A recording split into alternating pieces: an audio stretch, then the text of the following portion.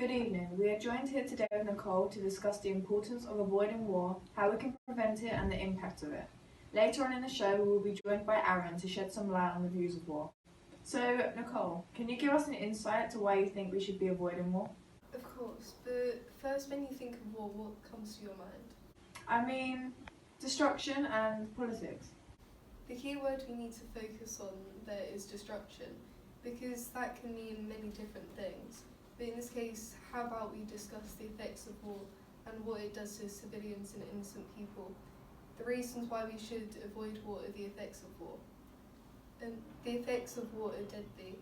Many previous wars could easily have been prevented if we just listened to each other.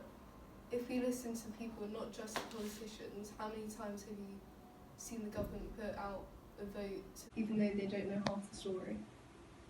So you think the public should vote on if we go to war or not? Do you think the society we live in should handle the pressure of it?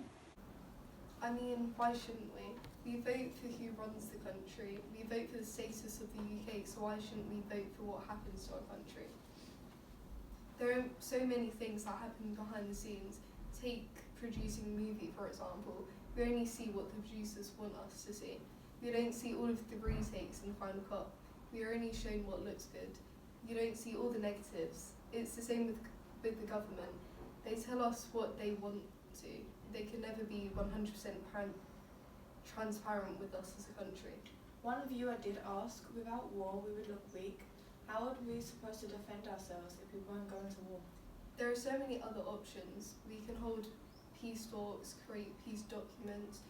War should only be an absolute last resort, as it caused so much damage. Of course there are situations that war is the only option, but even then we need to take the correct precautions to make sure the least amount of damage is done. When a war happens, so many people die, and that's not necessary. People have the right to live in peace. So if we're attacked first, what do you think we should do then?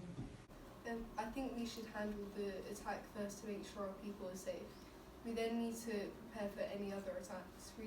Retaliating immediately will escalate the situation and increase risk of casualties. So if we can create an environment where we can get to a resolution without putting the general public in danger, then we need to take those opportunities. I have a second guest here, Aaron, who has some questions about your views, and maybe you might want some questions for him. I hear you have a few questions for Nicole. Hi guys, I want to say thank you for having me on. My first question for Nicole: why thinks we should, as public, should vote if we don't know the whole story?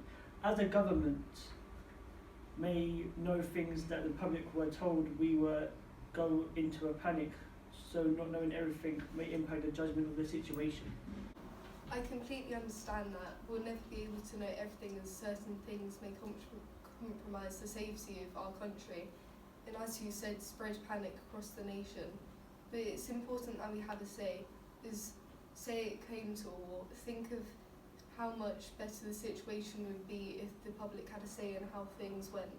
Is at the end of the day, it's the public who will be affected. But what about the people who vote and the outcome isn't what they voted for? How would they handle that?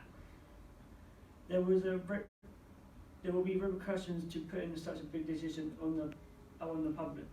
We did put a vote out during the show to see how many people agree with voting if we should go to war. 37% said they would, 21% said they were unsure, and 41% voted that they wouldn't give a choice to go to war or not. So how are innocent lives affected, like second world countries or children?